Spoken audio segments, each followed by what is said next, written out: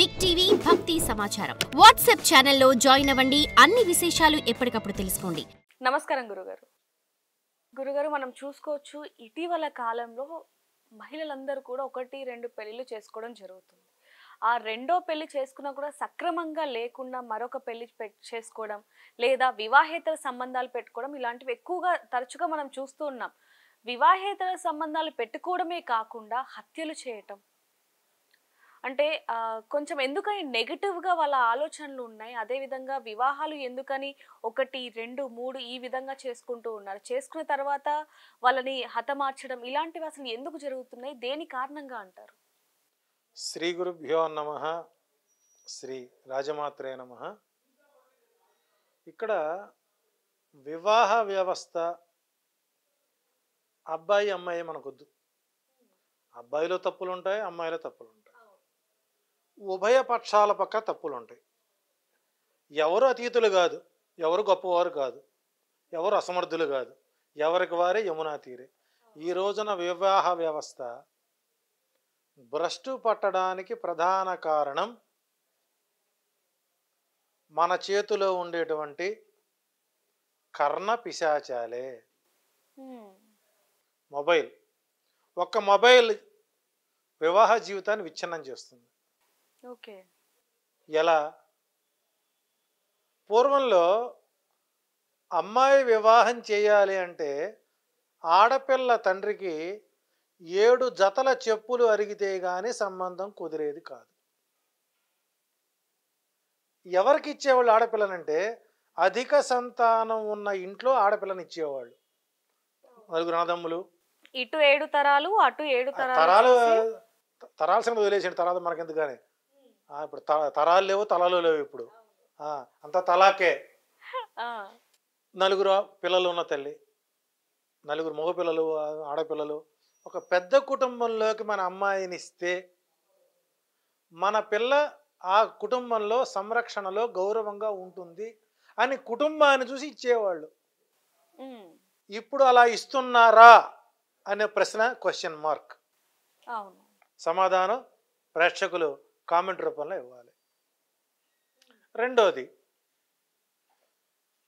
ఈ వివాహ నిర్ణయానికి, వివాహం చేయడానికి 40 రోజులలో పూర్తవ్వాలి. పెళ్లి చూపులు వివాహ నిర్ణయం మొదలుకొని వీళ్ళ తాళిబొట్టు కట్టే వరకు ఎన్ని రోజులు టైం ఉండాలి? వివాహ మండల దీక్ష. అలా 40 రోజుల్లో ఆడపిల్ల పెళ్లి చేస్తున్నారా సాంప్రదాయబద్ధంగా అంటే క్వశ్చన్ మార్క్. ఆడపిల్లని ఎప్పుడు పెళ్లి చూపులు చూపించాలి? గోవులు ఇంటికి తిరిగి వచ్చే సమయం, సాయంకాల సమయం 4 నుంచి 5, 5:30 మధ్య అమ్మాయిని పెళ్లి చూపులు చూపించే సాంప్రదాయం ఉంది. ఆ సాంప్రదాయం ఈరోజు కొనసాగుతోందా? Question mark. అమ్మాయిని ఏ పరిస్థితిలో చూపించాలి? ఆ సమయంలో అమ్మాయి ఏదో పని చేస్తుండగా,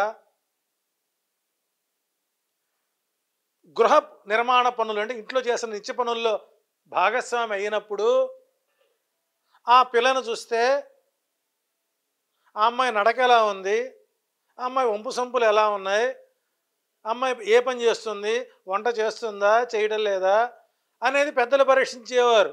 అబ్బాయి చూసేవాడు కాదు, పిల్లవాడు తల్లిదండ్రులు వచ్చి చూసేవాళ్ళు. అలా చూసినటువంటి మాలాంటి వాళ్ళందరం ప్రశాంతంగా సంసారం చేసుకుంటున్నాం. అలా చూస్తున్నారా? Question mark.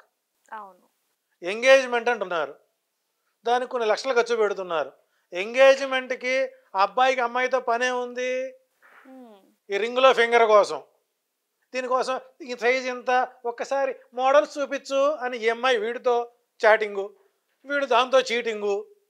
ఈ ఉంగరాలు మార్చుకో ఎక్కడవుతుంది? వాట్సాప్లోనే ఉంగరాలు మార్చుకోవడం, వాట్సాప్లోనే పెళ్లి చూపులు చూసుకోవడం, వాట్సాప్లోనే మీ హోల్స్ వాళ్ళ హోల్స్, లోపాలు, హోల్స్ మీన్స్ లోపాలు, మీ లోపాలు చెప్పుకోవడం, వాళ్ళ లోపాలు చెప్పుకోవడం, చివరికి పెళ్లి పీటలకు వచ్చేసరికి పెటాకులు అయిపోతున్నాయి. అది సుఖం, అది బెటరు. ఆదిలోనే హంసపాదరి పోతే బెటర్. ఎంగేజ్మెంట్కి అబ్బాయితో అమ్మాయితో సంబంధం ఏంటి? పని లేదుగా.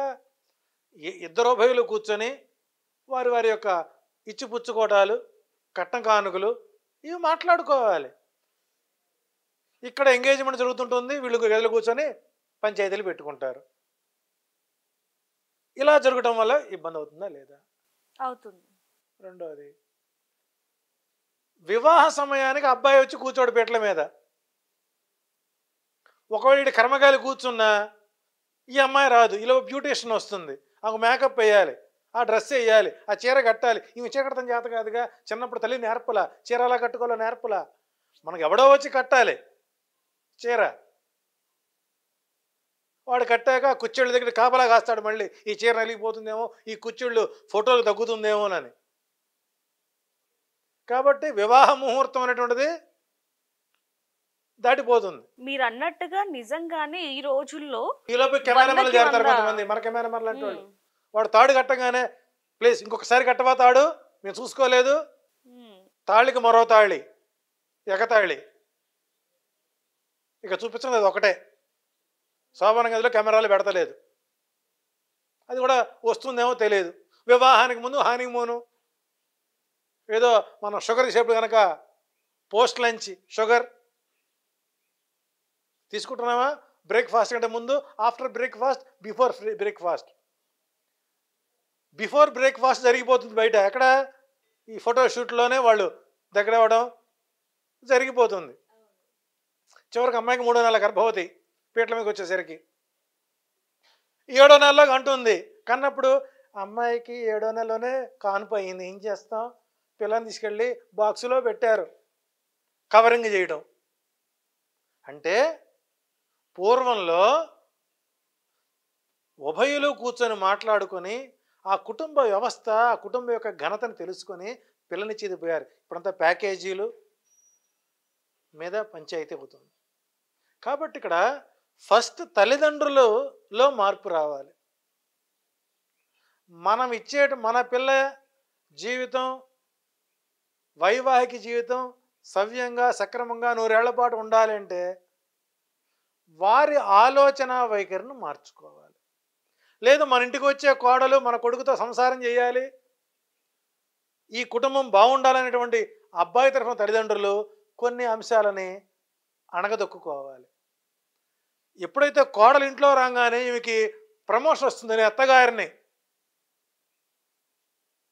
పూర్వకాలంలో ఒక సామెత ఉండేది, 12 కాపురానికి 12 సూత్రాలు చెప్పేవాడు. అమ్మ ఇంటికి అత్తగారింటికి వెళ్తున్నావు, అక్కడ అలవాట్లు కొద్దిగా నిదానంగా నేర్చుకో, పెద్దలకు మీ అత్తమామల్ని మాకులాగా గౌరవించు, మీ బావగారితో నీవు తండ్రి లాంటి వారు, వాళ్ళని తండ్రిగా భావించు, మరుదులు నీ కొడుకు లాంటి వాళ్ళు, వాళ్ళకి తల్లిగా ప్రవర్తించు, భర్తతో అనుకూలంగా ఉండు, ఆడపడుతుని తోబుట్టు లాంటి వాళ్ళని ఇలా 12 చెప్పి పంపించేవాళ్ళండి. 12 కాపురానికి 12 సూత్రాలు. ఈ సూత్రాలు చెప్పినప్పుడు, ఆ చెబుతున్నప్పుడు ఆ అమ్మాయి ఆ అప్పగింతల సమయంలో కన్నీళ్లు పెట్టుకునేది. ఏంటి నాకు ఇలా చెబుతున్నారు మా తల్లిదండ్రులు. ఇప్పుడు ఏడ్చేటువంటి వధువులు పోయారండి, ఏడుస్తున్నటువంటి వరులు దొరుకుతున్నారు. ఇప్పుడు ఎప్పుడైతే అరుంధతిని చూపించారో ఇదే నీ చివరి చూపు, ఏలా చూపిస్తారు, అన్నీ ఉన్నా అదొక్కటే తక్కువ, నీకు సుఖం తక్కువ అని. కానీ ఇప్పుడు ఏం చేస్తున్నారు, ఎడంకాలు పెట్టు, అత్తగారిని తిట్టు, మామగారిని కొట్టు, బావగారిని నెట్టు, వేరే కాపురం పెట్టు. కాపురం కూలిపోవడానికి 5 సూత్రాలు. మొదటిది ఎడమకాలు పెట్టు, ఎడంకాలు పెట్టు. రెండోది అత్తగారిని తిట్టు, తిట్టు, మామగారిని కొట్టు, కొట్టు, బావగారిని నెట్టు, వేరే కాపురం పెట్టు. ఈ 3ని, ఈ 4ని వల్ల కదా ఫైనల్గా 6వది వస్తుంది బయటికి, ఆయన సంసారానికి పనికిరాడండి, ఇక వీడు పీక్కోవాలి, జుట్టు పీక్కోవాలి, ఎవడికి చెప్పుకోలేడు. సంవత్సరం పాటు కాపురం చేసినటువంటి నీకు తెలియదా, నీ భర్తకి మగతనం ఉందా లేదా తెలియదమ్మా. సంవత్సరం తర్వాత గుహ మేలుకుంటుంది, అప్పుడు ఆమె సూర్యోదయం అవుతుంది. అంటే ఇది ఒక వర్గం, ఇది అమ్మాయిల వర్గం. ఇక అబ్బాయిల వర్గం ఉంది, మన ఇళ్ళని వదిలిపెట్టకూడదండి. ఉదయాన్నే ఏ రోజు కూడా ఏ కోడలు కూడా అత్తగారి మొహాన ఉదయానికి కాఫీ ఇవ్వదు. కొత్త కోడలు రాగానే అత్తయ్య గారు నమస్కారం అండి, కాఫీ తాగండి అని ఆమెకు దండం పెట్టి కాఫీ ఇవ్వాలి. ఈమె తాగిన తర్వాత అక్కడ మీ మామగారు కూడా ఇయ్యమ్మ. అంతకుముందు ఆ మామగారు అత్తగారికి కాఫీ కాచి ఇచ్చేవాడు. పెళ్ళైన తర్వాత పెళ్ళయ్యాక ప్రమోషన్ వస్తుందిగా ఈమెకి, నేను అత్తగారిని, నేను మామగారిని వస్తుంది కదా, అహం నెత్తిన కూర్చుంటుంది అనమాట, తనులు తినడానికి. ఎందుకంటే తనులు తినడానికి అంటే నీ ఇంటికి వచ్చిన కోడలు నీ తల్లిదండ్రులకి సేవ చేయాలి, నీ అన్నదమ్ములకి సేవ చేయాలి, మీ ఆడపడుచుల బట్టలు ఉతకాలి, నీకు సేవలు చేయాలి, నీతో సంసారం చేయాలి, నీకు పడక సుఖం ఇవ్వాలి, తెల్లారి పొద్దునే మళ్ళీ ఆమె డ్యూటీకి వెళ్ళాలి. అంటే నీ దృష్టిలో నీ ఇంట్లో నీ భార్య ఒక పని మనిషి అయితే రోబో. పని మనిషి అయితే ఈరోజు పని మనుషులు చాలా డిమాండ్గా ఉన్నారు. 30,000 ఇచ్చినా కూడా రావడం లేదు. కనీసం యాంకర్ అన్న దొరుకుతుందేమో కానీ వాళ్ళు కూడా దొరకట్లేదు మాకు. పరిస్థితి అలా ఉంది. అంటే అదేంటండి, హరిశ్చంద్రుడు కష్టాలు ఉన్నాడు, భార్య ఆదుకోలేదా? నీకు చెప్పాడా? ఆదుకోండి. హరిశ్చంద్రుడు భార్య నమ్ముకోలేదా? నువ్వు అమ్ముతున్నావుగా ఎల్ఎన్టీ కంపెనీకి, విప్రో కంపెనీకి, టీసీఎస్కి అమ్ముతున్నావుగా. 8 గంటల చాకరీ చేస్తున్నావుగా 10 గంటల పాటు. ఆ డబ్బులు తెచ్చుకుంటున్నావు కదా. వాళ్ళు ఏమంటున్నారు, నేను డబ్బు ఎందుకు సంపాదించాలి, నేను వీళ్ళకి ఎందుకు ఇవ్వాలి, వీటితోనే సంసారం ఎందుకు చేయాలి, వీళ్ళకి సేవ ఎందుకు చేయాలి? అవకాశం ఎవరిచ్చారు? మగపిల్ల తల్లిదండ్రులు ఇచ్చారు. ఇలా ఉండాలి నువ్వు, మా ఇంట్లో ఎలాగే ఉండాలి. లేకపోతే రాసి రంపాన పెట్టేవాళ్ళు లేరండి, ఉన్నారు. ఇద్దరే, ఎవరిని మనం తప్పడటానికి లేదండి. పోనీ వీళ్ళిద్దరూ సవ్యంగా ఉంటారు దూరదేశంలో, వీళ్ళు బాధపడలేక. వీళ్ళు ఊరుకుంటారా? మా చేతుల కర్ర పిసాలు, ఏం చేస్తున్నా, మీ ఆయన నీకేం పెడుతున్నాడు, షాపింగ్కి వెళ్ళొచ్చారా, రోజు వంటానా, అక్కడెక్కడో పోరాదు, ఏమి మాల్ ఉంది కదా, అక్కడ బాగుంటే తినరాకపోయినారు, అక్కడికి వెళ్ళి ఏమిటో మా అమ్మాయి రోజు వంట చేస్తుంది, ఇక్కడ ఏమన్నా పొయ్యి ముట్టించావా అని ఈమె పోయి వాళ్ళ కాపురంలో ముట్టిస్తుంది. ఇక ఇటు పక్క నుంచి ఎరా మీ ఆవిడేం చేస్తుంది, నా గురించి అని అంటుందా, నన్ను తిడుతుందా? చివరికి సంసారం చేసుకుందామని కృతనిశ్చయం వచ్చి విదేశాలకు వెళ్ళినా కూడా ఈ జలగలు, ఈ కర్ణ పిశాచాలు అక్కడే వెంటాడతాయి. కాబట్టి ఇన్ని రకాలైనటువంటి దోషాలు పెట్టుకొని తప్పులు చేసుకుంటూ వివాహ వ్యవస్థ బాగుంటుంది అనడం ప్రశ్నాకాలం. అసలు ఎందుకు వివాహ వ్యవస్థ దెబ్బతిన్నది, ఎందుకు అకాల మరణాలు చెందుతున్నారు, ఎందుకు ఒకప్పుడు భర్తలు చేత చంపబడే ఆడవాళ్ళ పేర్లు అన్నాం, ఇప్పుడు ఆడవాళ్ళు రివర్స్ అయ్యారు. జంపలగడ్డ బొమ్మ సినిమా రిలీజ్ అవుతుంది, మళ్ళీ నడుస్తుంది. కాబట్టి రాబోయే రోజుల్లో యువత వివాహ వ్యవస్థ మీద ఎందుకు ఆసక్తి కలుస్తుంది, దీనికి సంబంధించినటువంటి జాతక పరిశీలన గ్రహస్థితులు ఎలా ఉంటాయో నెక్స్ట్ రాబోయేటువంటి సిరీస్లో మనం చెప్పే ప్రయత్నం చేద్దాం. నిజంగానే గురూజీ మీరు చెప్పినట్టుగా ఈ రోజులో ముహూర్తానికి పెళ్ళిళ్ళు అవ్వట్లేదు కూడా. ముహూర్తం అయిపోయాకనే తాళి కడుతున్నారు. ఇందాక మీరు చెప్పినట్టుగానే పెళ్లికి అంటే ఎంగేజ్మెంట్కి పెళ్లికి కూడా దాదాపుగా 3 నుంచి 6 నెలలు గ్యాప్ వస్తుంది. అక్కడే నిజానికి వాళ్ళ ఇక్కడ కొంతమంది కొన్ని ఆదర్శంగా తీసుకుంటారండి. దుష్యంతుడు శకుంతలకు వివాహం మునిపే గర్భవతి అయింది, గాంధర్వ వివాహం. అవును. రెండోది బలవంతంగా చేసుకునే పెళ్లి, పైశాచిక వివాహం. అవును. ఇవన్నీ భాగవతం మనకు వచ్చాయి కదా, ముందు వాటిని నమ్ముకుంటున్నారు.